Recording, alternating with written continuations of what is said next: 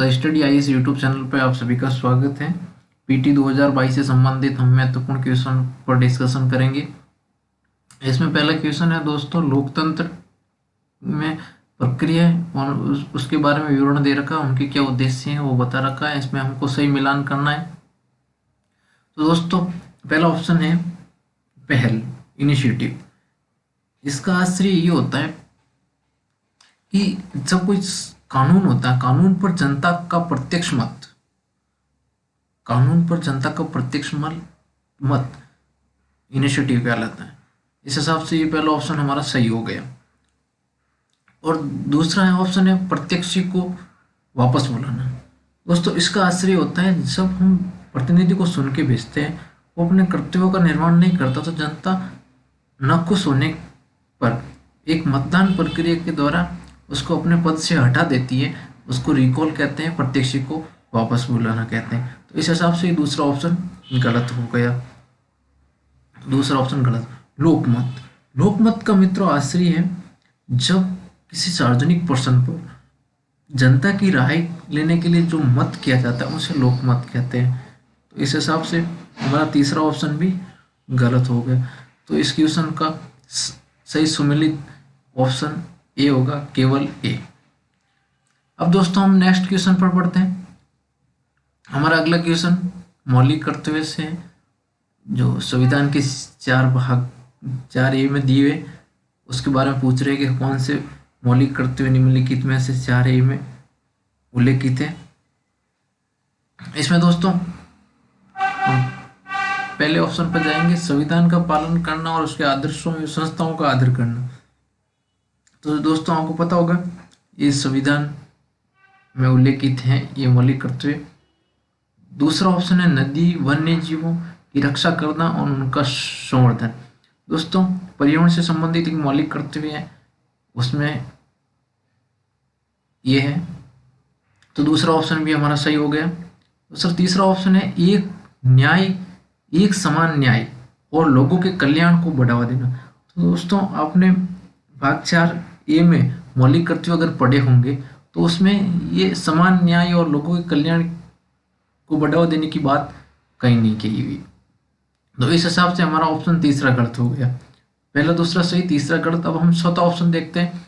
चौथे ऑप्शन में है भारत के सभी लोगों में समरसता और समान भातृत्व की भावना को बढ़ावा देना। तो आप सभी को पता होगा ये ऑप्शन सही है। इस हिसाब से हमारा सही उत्तर इसका डी होगा, 1, 2 और 4। हम थोड़े मूल कर्तव्यों पर एक निगाह डालते हैं। देखिए तो मित्रों, ये जरूर सभी आप मूल कर्तव्य देख लीजिए। संविधान के भाग 4A 51 क में जो 11 मूल कर्तव्य 42वें संविधान संशोधन के द्वारा जोड़े गए थे, तो इसको आप एक बार जरूर देखिए। इसमें आपका क्वेश्चन आ सकता है पीटी में, सभी एक बार मिलान कीजिए। और दोस्तों अब हम अगला क्वेश्चन लेंगे।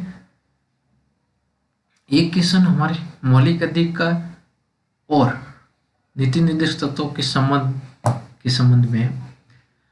तो इस क्वेश्चन में एक बात की गई है कि राज्य के नीति निर्देशक तत्व के निम्नलिखित किन 2 नीति निर्देशक तत्व अनुच्छेद 14 और अनुच्छेद 19 के अंतर्गत जो मौलिक अधिकार है उस पर वरीयता दी गई है।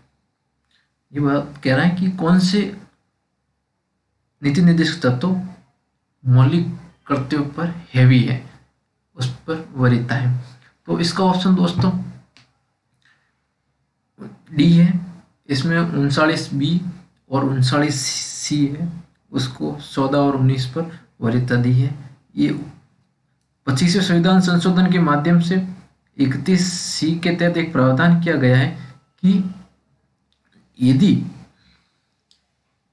39B और 39C के तहत कोई राज्य कानून बनाता है और यदि वे अनुच्छेद 14 और 19 का उल्लंघन करते हैं तो उसे शून्य नहीं माना जाएगा।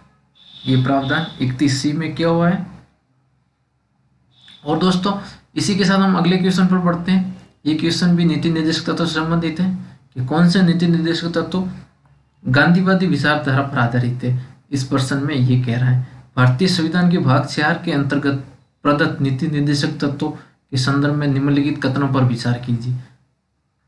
उपरोक्त नीति निर्देशक तत्वों में से कौन से गांधीवादी विचारधारा पे आधारित है? तो मित्रों, आपको पता होगा गांधी जी के क्या विचार थे।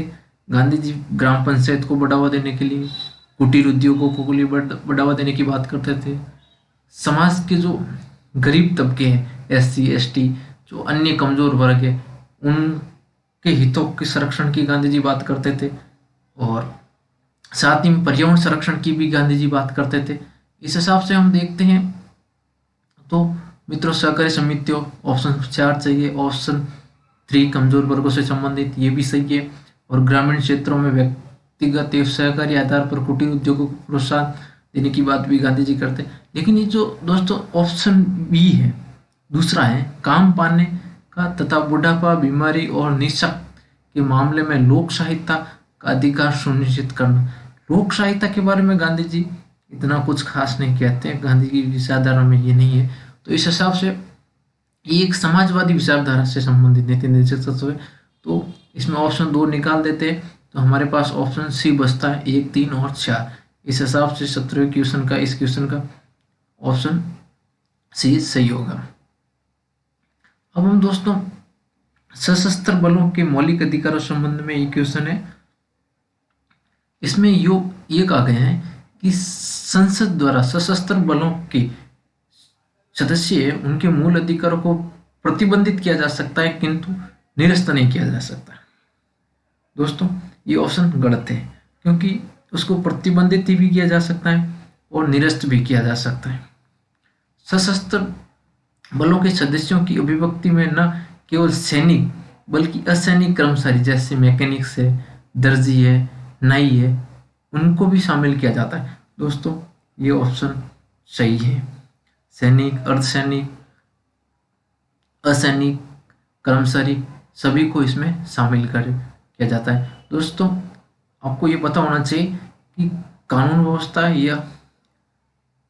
व्यवस्था और व्यवस्था बनाए रखने के लिए भारतीय सेना में, सशस्त्र बलों में अनुशासन एवं व्यवस्था बनाने के लिए उस जो मूल अधिकार है वो सेना के लिए प्रतिबंधित किए जाते हैं संसद के द्वारा।